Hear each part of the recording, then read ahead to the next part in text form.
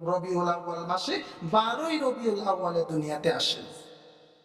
তো আল্লাহর নবী সাল্লাল্লাহু আলাইহি ওয়াসাল্লাম যখন দুনিয়াতে আসেন, এটা তো আর যেন তেন কিছু না, হযরতে ইব্রাহিম আলাইহিস সালাতু ওয়াস সালামের দোয়ার ফসল, হযরতে ঈসা আলাইহিস সালাতু ওয়াস সালামের সুসংবাদ, হযরতে মূসা আলাইহিস সালাতু ওয়াস সালামের সুসংবাদ, সমস্ত আম্বিয়াদের সুসংবাদ। কারণ পৃথিবীতে পিছনে যত গ্রন্থ আল্লাহ পাঠাইছেন, সব গ্রন্থের মধ্যে মুহাম্মদুর রাসূলুল্লাহর নাম ছিল, আর মুহাম্মদুর রাসূলুল্লাহ সাল্লাল্লাহু আলাইহি ওয়াসাল্লামের গুনাগুণ এবং সুসংবাদ ছিল। আল্লাহ নবী সাল্লাল্লাহু আলাইহি ওয়াসাল্লাম যখন দুনিয়াতে আসবেন, পৃথিবীর প্রান্তে প্রান্তে নানা ধরনের সংকেত শুরু হয়ে গেল, যে সংকেতগুলো ইঙ্গিত বহন করছিল পৃথিবীর মধ্যে নতুন কিছু ঘটতে যাচ্ছে, নতুন বিপ্লব তৈরি হতে যাচ্ছে। আসহাবে ফিল মক্কা মুকাররমায় আক্রমণ করল। আক্রমণের উদ্দেশ্য, মক্কায় কাবা শরীফকে আর রাখতে চায় না, কাবা শরীফকে ভেঙ্গে তছনছ করে দিবে।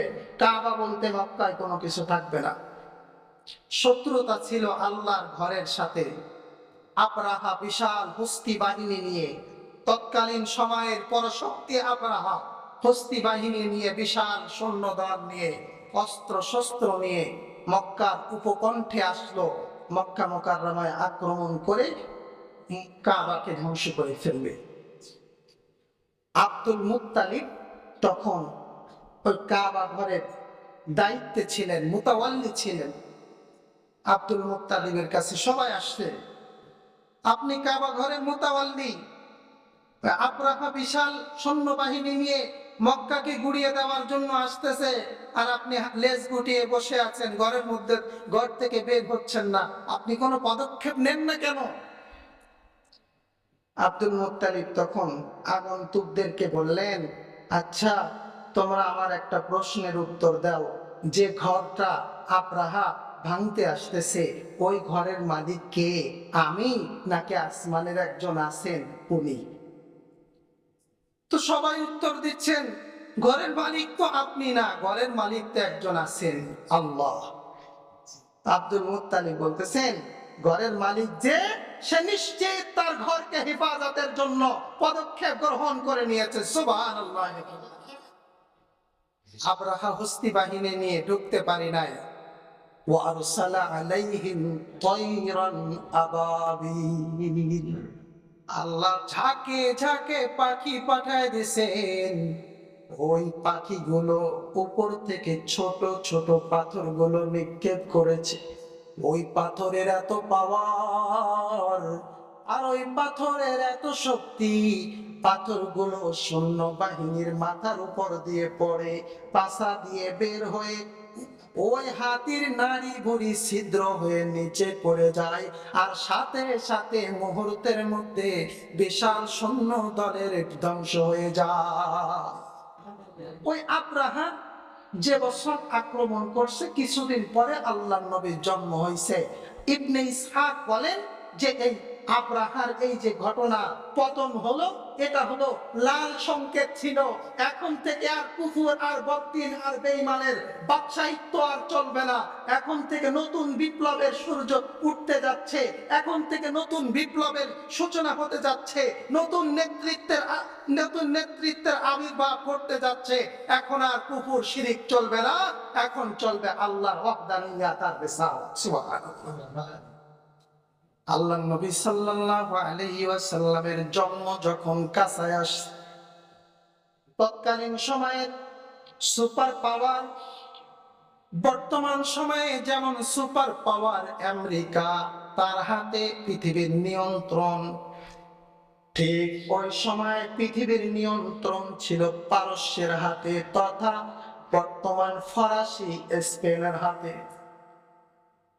পৃথিবীর পরাশক্তি স্পেন, ওই স্পেন ছিল তাগুতের রাজধানী, অন্যায় অপরাধের লীলাভূমি ছিল স্পেন। ওই স্পেনের রাজপ্রাসাদে 14টা গম্বুজ ছিল। ওই 14টা গম্বুজকে বলা হইতো তৎকালীন সময়ের ক্ষমতার প্রতীক। আল্লাহর নবী জন্মের কয়েকদিন আগে হঠাৎ করে ভপ করে একদিন কোন ভূমিকম্প ছাড়া, কোন টর্নেডো ছাড়া ওই 14টা গম্বুজ হঠাৎ করে ভেঙে পড়ে গেল।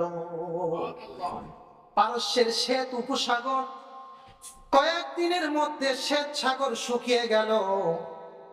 পারস্যের অগ্নিকুণ্ড, হাজার হাজার বছর ধরে যেখানে অগ্নি পূজা চলতো, হাজার বছরের মধ্যে একদিনের জন্য ওই আগুন কোনোদিন নিভি নাই। আল্লাহর নবীর জন্মের মুহূর্ত যখন কাছে আসলো, হঠাৎ করে কোনো বাতাস দেওয়া ছাড়াই, পানি দেওয়া ছাড়াই পারস্যের হাজার বছরের অগ্নি মণ্ডপ ধপ করে নিভে গেল। আল্লাহর নবী আল্লাহ দুনিয়ার প্রান্তে প্রান্তে সংকেত দিয়ে দিলেন, কুফরি শক্তির শেষ হয়ে যাওয়ার সময় এসে গেছে, দুনিয়ার মধ্যে নতুন শক্তি উত্থানের সময় কাছাকাছি হয়ে গেছে। আল্লাহ নবী সাল্লাল্লাহু আলাইহি ওয়াসাল্লামকে আল্লাহ আমিনার গর্ভের মধ্যে পাঠাইলেন। আমিনার গর্ভে পাঠানোর আগে যখন আমিনার গর্ভে সন্তানটা আসছে, আব্দুল মুত্তালিব বেজায় খুশি, বড় খুশি। এত বড় খানদান, এত বড় বংশ, বংশের সব থেকে ছোট ছেলে আব্দুল্লাহ, আব্দুল্লাহর সন্তান দুনিয়াতে আসবে। আব্দুল্লাহ রে আব্দুল মুত্তালিব আলাদা রকম ভালোবাসে। আব্দুল মুত্তালিব আব্দুল্লাহ বলে, ও আব্দুল্লাহ, ঘরে বসে থেকো না, যাও যাও যাও, মদিনায় যাও।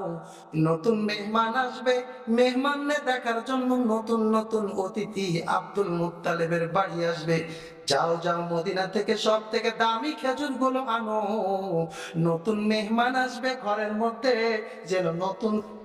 আব্দুল্লাহ চলে গেছেন, খাবার আনতে চলে গেছেন মদিনায়, সব থেকে দামি খেজুর আনতে চলে গেছেন। আল্লাহর বড় পরীক্ষা চলে আসে। আল্লাহ চাইনি যে মুহাম্মদ এমন অবস্থায় আসুক যে তার আব্বা দুনিয়াতে থাকবে।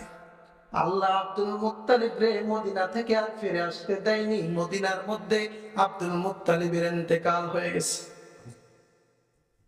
আব্দুল্লাহর ইন্তেকাল হয়ে গেছে। ও মুসলমান, আল্লাহর নবী সাল্লাল্লাহু আলাইহি ওয়াসাল্লামকে দুনিয়াতে আল্লাহ এমন অবস্থায় পাঠাইলেন যে আল্লাহর নবী ইয়েতিম, বাবা নাই। কেন? যাতে নবী আমার ইয়েতিমের মর্ম কি, ইয়েতিমের কদর কি, নবী এটা ভালো করে বুঝতে পারেন। নবী যেন সমাজের ইয়েতিমদের পক্ষে আগে খেয়াল রাখেন। ইয়েতিম, অসহায়, গরিব যারা, তাদের ভালো করার জন্য আগে পদক্ষেপ নেন। সমাজের ধনী যারা, এরা তো ভালোই থাকে। নেতা হইলে যে যার টাকা আছে বেশি, ওরে তেল মারে বেশি। নেতা হইলে যার টাকা আছে ও সব থেকে বড় পদ পায় বেশি। আল্লাহ নবীর পিতাকে তুলে নিয়ে কেমন যেন ইঙ্গিত করে দিলেন, দুনিয়ার মধ্যে এতিমরা অসহায় নয়, এতিমরা দুর্বল নয়, এতিমের সাথী হলো মুহাম্মাদুর রাসূলুল্লাহ। আল্লাহ আব্দুল্লাহকে তুলে নিয়ে চলে গেলেন। কিছুদিন পরে মুহাম্মাদুর রাসূলুল্লাহ সাল্লাল্লাহু আলাইহি ওয়াসাল্লামের ভূমিষ্ঠ হয়ে গেল, জন্ম হয়ে গেল। আমিনা বলেন, নবী আমার যখন আমার গর্ভের মধ্যে আসছে, আমি এত হালকা, এত পাতলা, কোনো কষ্ট নেই। আমি তখনই বুঝতে পারছি আমার গর্ভের মধ্যে যে সন্তান আছে, ওই সন্তান কোনো সাধারণ সন্তান নয়। হঠাৎ করে আমি দেখলাম আমার মুখ দিয়ে একটা আলো বের হয়ে গেল। ওই আলোটা আমার সামনে আয়নার মতো স্পষ্ট হয়ে গেল। ওই আয়নার মধ্যে আমি দেখতে পাইলাম কিসরা কাইসারের রাজপ্রাসাদ। আমার আর বুঝতে বাকি থাকলো না, আমার গর্ভের মধ্যে যে সন্তান আছে, ওই সন্তান কিসরা কাইসারের রাজপ্রাসাদে বিজয় করবে। আমিনা বলেন, আমার গর্ভের থেকে যখন সন্তান আসলো, আমার পরিবারের সবাই বড় খুশি, সবাই খুশি হয়ে গেল। আব্দুল মুত্তালিব আমার কাছে আসলো। আব্দুল মুত্তালিবের হাতে সন্তান দেওয়া হলো। ফজরের আগে আগে আল্লাহর নবীর জন্ম হয়েছিল। আব্দুল মুত্তালিবের হাতে যখন শিশু মোহাম্মদরে দেওয়া হলো, আব্দুল মুত্তালিব চেহারা থেকে কাপড়টা সরাইতেছে। ওই চেহারার মধ্যে আব্দুল মুত্তালিব তাকায় দেখে এত আলো, ওই চেহারা এত সুন্দর। আব্দুল মুত্তালিব আল্লাহর নবীরে মোহাম্মদ রে হাতে নিয়া চেহারাটা খুলে একবার আকাশের ওই চাঁদের দিকে তাকায়, আর একবার নবী মোহাম্মদের চেহারার দিকে তাকায়। আব্দুল মুত্তালিব বলেন, আমি এক পর্যায়ে দৃশ্য নিলাম, ওই আকাশের চাঁদের থেকে আমার কোলের মধ্যে যে চাঁদ আছে ওই চাঁদের আলো দ্বিগুণ বেশি। আব্দুল মুত্তালিব বলেন, এত সুন্দর সন্তান দেখে কলিজাটা ঠান্ডা হয়ে গেল, কিন্তু আবার মন খারাপ হচ্ছিল, বাপ থাকলে আজকে কি মজাটা না করত। আমি আমেনার কাছে গেলাম, যে বললাম, ও আমেনা, সন্তান তো দিছে আল্লাহ, দুনিয়ার শ্রেষ্ঠ সন্তান, কি নাম রাখা যায়? আমেনা বলে, আব্বাজান, আমার মনে হয় আমার সন্তানের নাম মুহাম্মদ রাখতে হবে। আব্দুল মুত্তালিব বলে, ও আমেনা, এত সুন্দর নাম, ইউনিক নাম, আগে কোনোদিন শুনে নাই, এই নামে তো পুরা মক্কার মধ্যে কারো নাম নাই। ও আমেনা, এত সুন্দর নামটা তুমি কই পাইলে? কে তোমারে এত সুন্দর নামটা বললো? আমিনা তখন বলে, আব্বাজান, কয়েকদিন আগে আমি ঘুমিয়েছিলাম, হঠাৎ করে স্বপ্ন দেখলাম একজন সাদা পোশাক পরা, সাদা ধবধবে চেহারার একজন মানুষ আমার কাছে এসে আছে। এসে আমারে বলে, ও আমেনা, তুমি কি জানো তোমার গর্ভের মধ্যে যে সন্তান আছে, অচিরে ওই সন্তানের হাতে পৃথিবীর নেতৃত্ব আসবে। ও আমেনা, এই সন্তান যখন দুনিয়াতে আসবে তখন তুমি বলবা, আউযু বিল্লাহি মিনাশ শাইতানির রাজিম, আমি এই সন্তানকে শয়তানের থেকে বাঁচিয়ে আল্লাহর আশ্রয় অর্পণ করলাম। ও না, আর ওয়াসমুহু মুহাম্মদ, দুনিয়ার কোন নাম তার হবে না, তার নাম হবে মুহাম্মদ। আমিনা বলেন, আমি স্বপ্নের মধ্যে তারা জিজ্ঞাসা করলাম, তুমি আমার সন্তানের নাম কেন প্রস্তাব করতেছো? কে তোমার এই নাম বলতে বলছে? তখন ওই আগন্তুক বলে, এই নামটা তো আমার পক্ষের নাম নয়, এই সন্তানদের এত সুন্দর করে যে আল্লাহ পাঠাইছেন, ওই আল্লাহ একটা নাম প্রস্তাব করে পাঠাইছেন। যাও যাও যাও, আমার আমেনার কাছে বলে আসো, রব্বুল আলামিনের পক্ষ থেকে তার নাম দেওয়া হলো মুহাম্মদ। এই নবীর মর্যাদা আছে না নাই? ও মুসলমান, ও আল্লাহর গোলাম, আমেনা বলেন, দুনিয়ার সব সন্তান আসে, সন্তান আসার পরে রক্ত মাখা অবস্থায় আসে, কান্নার আওয়াজ করে, ওয়া ওয়া করে আওয়াজ করে, ডিটল স্যাভলিন দিয়ে পরিষ্কার করতে হয়। ও ও ও তোমরা শুনে নাও, আমার সন্তান মোহাম্মদ যখন দুনিয়াতে আসছে, ব্যতিক্রম একটা অবস্থা দেখছি। তখন তো ভোর রাত ছিল, ভোর রাতে তখন কোনো আলোর ব্যবস্থা ছিল না, মিট মিট করে করে ঘরের মধ্যে ল্যাম্পটা জ্বলতেছিল। তোমরা শুনে নাও, মোহাম্মদ যখন দুনিয়াতে বের হয়ে আসলো, মোহাম্মদের আলোতে আমার অন্ধকার ঘরটা আলোকিত হয়ে গেল। আমি তাকায় দেখলাম, কে যেন, মোহাম্মদের গায়ের মধ্যে কোনো রক্ত নাই, মোহাম্মদের গায়ের মধ্যে কোনো পানি নাই, মোহাম্মদের নাভিটাও কাটা। কে যেন নাভি কেটে পরিষ্কার পরিচ্ছন্ন করে ডেটল সেবলম দিয়ে পরিষ্কার করে আতর মাখাইয়া দুনিয়াতে পাঠাইয়া দিছে। ওরে আল্লাহর গোলাম নবী আমার আমেনা বলে, মোহাম্মদ যখন দুনিয়াতে আসছে, দুনিয়াতে আসার পরে যখন বের হইছে, সিজদায় যাওয়ার মতো যেমন একটা সূরাত, ওই রকম একটা সূরাতে বের হইছে। মিট মিট করে করে কি যেন জবান দিয়ে বের হইতেছে। তার মুখের কাছে কানটা নিয়ে যে শুনি, আর কোনো কথা নয়। হয়, আমার ওই শিশু মুহাম্মাদের জবান থেকে বের হয় উম্মতি উম্মতি উম্মতি। ওরে আল্লাহর গোলাম, ও মুসলমান, আপনার আমার নবীর এত বরকত আল্লাহ দিয়েছেন। শোনো, হাদিসের মধ্যে আছে, সিরাতের কিতাবের মধ্যে আছে, আল্লাহর নবীর জন্মের সময় এত বরকত, এত বরকত, এত বরকত। আমিনা বলেন, জন্মের এই অবস্থাগুলো দেখে আমি বুঝে ফেলছি আমার কোলের রত্ন এটা শুধু আমার রত্ন নয়, এটা পুরা পৃথিবীর রত্ন। ওই রত্ন শুধু আমার না, এটা পৃথিবীর রত্ন, জগৎকে আলোকিত করবে, জাহান্নামী মানুষগুলোকে ধরে ধরে জান্নাতি বানাবে। লিয়ুখরিজাহুম মিনাজ যুলুমাতি ইলান নূর, জাহান্নামের আগুন থেকে বের করে, অন্ধকার থেকে বের করে আলোর দিকে নিয়ে যাবে, জান্নাতে নিয়ে যাবে। নিজে মার খাবে, উম্মতরে মার খাওয়াইতে দিবে না। নিজে কষ্ট করবে, বুকে পাথর বাঁধবে, উম্মত যেন নিরাপদ থাকে, উম্মত যেন জান্নাতি হয়ে যায়, সেই বন্দোবস্ত যিনি করবে তিনি হলো আমার মুহাম্মদ। সুবহানাল্লাহ। এই নবীর উম্মত হয়ে খুশি না বেজার? এইগুলো শুনলে একটু মনের মধ্যে আসা উচিত, হায় হায়, যে নবী আমার জন্য এত পাগল ছিল, ওই নবীরে ছেড়ে আজকে সুযোগ পেয়ে ওই নবীর গলায় কেমনে ছুরি চালায়, নবীরে কেমনে কষ্ট দিই, এটা একটু বোঝা উচিত ছিল, ভাবা দরকার ছিল। আল্লাহ নবী সাল্লাল্লাহু আলাইহি ওয়াসাল্লাম তিনজন মানুষের দুধ পান করছেন। এক নম্বর, আল্লাহ নবী সাল্লাল্লাহু আলাইহি ওয়াসাল্লাম নিজের মায়ের দুধ পান করছেন।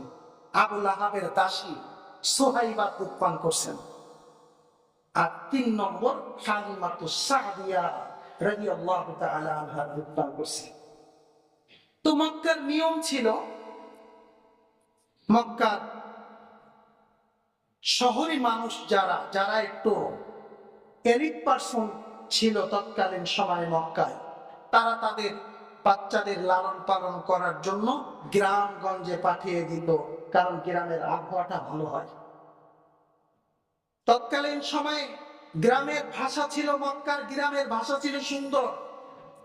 শহরে এসে বিভিন্ন প্রান্তের মানুষ এসে ভিড় জমায়, বিভিন্ন ভাষার মানুষ। ছেলে ভালো ভাষা শিখবে না, এজন্য ভালো ভাষা যেন শিখতে পারে, ভালো তরবিয়াত যেন পায়, এজন্য ভালো একটা গ্রামে পাঠিয়ে দিত। আর গ্রামগঞ্জের মহিলা যারা ছিল, তাদের ব্যবসা ছিল এটা, যে তারা বিভিন্ন প্রতিদিন সকালে সন্তান গ্রহণ করার বাজার হইতো, ওই বাজারে যাইতো, সন্তান পছন্দ করে করে নিয়ে যাইতো। পরবর্তীতে 2 বছর 3 বছর পরে যখন ফিরে দিয়ে যাইতো, বড় অঙ্কের পুরস্কার ইত্যাদি নিয়ে যাইতো। এভাবে গ্রামের মহিলাদের, গ্রামের মানুষের সংসার চলত। হালিমাতুস সাদিয়া রাদিয়াল্লাহু তাআলা আনহা তায়েফের একজন মহিলা। তো তায়েফ থেকে কিছু মহিলারা আসছেন মক্কায় বাচ্চা নেওয়ার জন্য। হালিমাতুস সাদিয়া রাদিয়াল্লাহু তাআলা আনহা খুবই রোগ শোকে আক্রান্ত ছিলেন, দুধ ছিল না বুকে। নিজের একটা ছেলে ছিল আব্দুল্লাহ, ওই আব্দুল্লাহর দুধটাও হইতো না। এর সাথে এইটা জীবন চালাইতে গেলে তো বাচ্চা নিতে হবে। তো হালিমাতুস সাদিয়া নিজের রুগ্ন একটা উট, যা পিছনের 5 মাসেও 1 ফোঁটা দুধ দেয়নি, ভালো হাঁটতে পারে না, চলতে পারে না, এই উটটা নিয়ে ওই তায়েফের কাফেলার সাথে মক্কায় রওনা হয়ে গেছে। এদিকে মুহাম্মদ রাসূলুল্লাহ সাল্লাল্লাহু আলাইহি ওয়াসাল্লাম কেও আনা হয়েছে, আব্দুল মুত্তালিব এনেছে, যে নাতিরে ভালো মানুষ বানাবে, গ্রামে পাঠাতে হবে।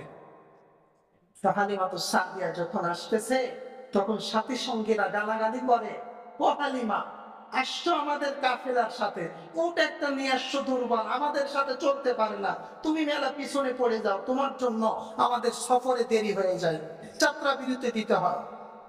রাগারাগি করছে। এভাবে রাগ করতে করতে মক্কার বাজারে এসে পৌঁছে গেছে।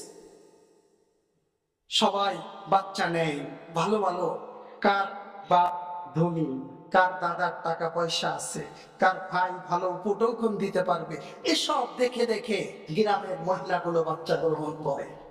মুহাম্মদের কাছে যখন যায়, দেখে এত সুন্দর চেহারা, কোলে নিতে মনে চায়, কিন্তু যখনই শোনে মুহাম্মদ তো ইয়েতিম, বাপ নাই, তো ভালো উপটোকন এখান থেকে পাওয়া যাবে না, ভালো টাকা পাওয়া যাবে না, তাহলে মোহাম্মদ রে নেয় না কোনো মহিলারা, সবাই ফিরে যায়। আবার হালিমাতুস সাদিয়া বাচ্চা বাপ মা দেখে এই মহিলা এ তো গায়ে কাবু, দেখলে তো মনে হয় না যে দুধ টুধ আছে, নিজের সন্তানরাই খাওয়াইতে পারে না, আমার সন্তানকে কেমনে খাওয়াবে? হালিমাতুস সাদিয়ারে কেউ বাচ্চা দেয় না। আল্লাহর কারিশমা এখানে মিলে গেছে। হালিমাতুস সাদিয়া রাদিয়াল্লাহু তাআলা মুহাম্মদের কাছে একবার গেছেন, যে ফিরে আসছেন, পরে যখন কেউ আর বাচ্চা দিচ্ছে না, তখন স্বামীরে বলতেছেন, স্বামীরে আমার মনে হচ্ছে খালি হাতে ফিরে যাওয়ার থেকে এতিম বাচ্চাটা আমরা আমাদের নিয়ে যাওয়া ভালো। স্বামী রাজি হয়ে গেছে, ঠিক আছে, রাজি হয়ে গেল না, লেখাপড়া করে মোহাম্মদ রে নিছে।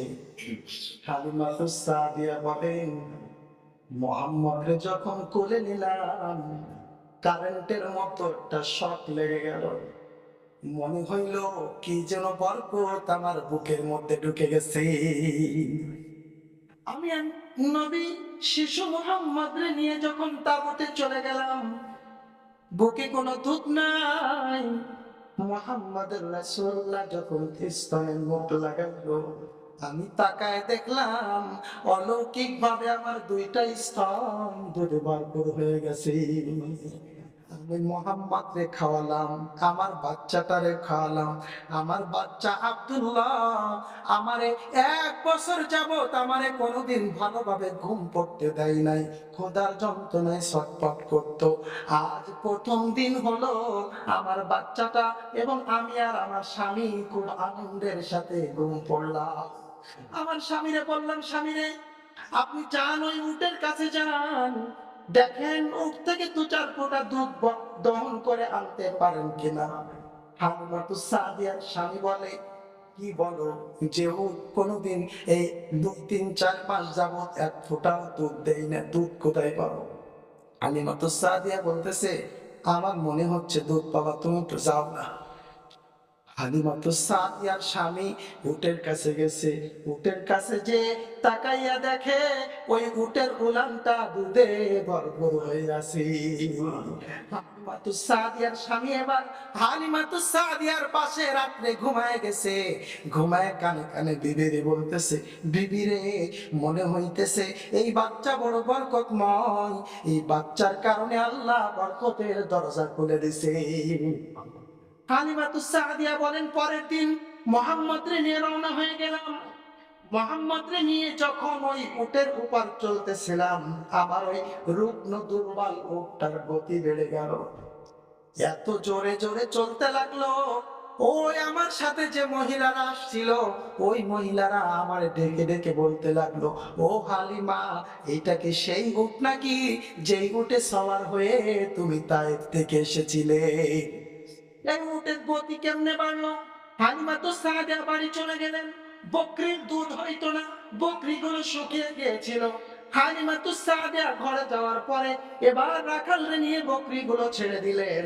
বকরিগুলো যখন খাবার দাবার খেয়ে বাড়ি আসতো, দুধে ভরপুর হয়ে বাড়ি আসতো, অন্য রাখালদের বকরিতে দুধ থাকতো না, অন্য মালিকদের বকরিতে কোনো দুধ নাই। সবাই টেনশনে পড়ে গেল, হালিমাতুস সাদিয়া কি এমন গোপন পেয়ে গেছে, ওর বকরিগুলো দুধে ভরপুর হয়ে বাড়ি আসে, আমাদের বকরিগুলো কোনো দুধ নাই। ও রাখাল, তোমরা তো আমাদের বকরিগুলো ওই জায়গায় চড়াও যেখানে হালিমাতুস সাদিয়ার বকরিগুলো চড়ে। কিন্তু আসল কারিশমাটা তো এখানে না, আসল কারিশমা তো মুহাম্মদ, যেটা হালিমাতুস সাদিয়ার কোলের মধ্যে আছে। ওরে আল্লাহর গোলাম, ও মুসলমান, আল্লাহর নবী সাল্লাল্লাহু আলাইহি ওয়াসাল্লাম আপনার আমার জীবনের এমন ধন, এমন সম্পদ, ওই সম্পদ পাওয়ার জন্য দুনিয়ার সমস্ত নবীরা পর্যন্ত আল্লাহর কাছে আরজি করছে, আল্লাহ একবার হইলেও, একদিনের জন্য হইলেও, এক মুহূর্তের জন্য হইলেও আখিরি নবীর উম্মত হওয়ার একটু সুযোগ দেন। ওরে আল্লাহর গোলাম, সমস্ত সমস্ত আম্বিয়ারা পর্যন্ত এই দোয়া করছে, তাহলে কত বরকতময় আপনার আমার আল্লাহ বিনা দরখাস্তে চাওয়া ছাড়াই আখির নবীর উম্মত বানিয়েছেন। এই জন্য নেমক হারামি করা যাবে না, কারণ আল্লাহ কোন নেমক হারাম অহংকারকে পছন্দ করেন না। অহংকার করা যাবে না, অহংকার আনা যাবে না। আল্লাহর নবীর আদর্শকে সামনে রেখে নিজের জীবন গড়তে হবে, নিজের আখলাক তৈরি করতে হবে, নিজের পরিবারকে গড়তে হবে, নিজের ছেলে সন্তানদেরকে ওই ধরনের আখলাকি বানানোর চেষ্টা করতে হবে। তাহলে উম্মত হিসাবে আমরা সাকসেস হতে পারবো, উম্মত হিসাবে আমরা সফল হতে পারবো।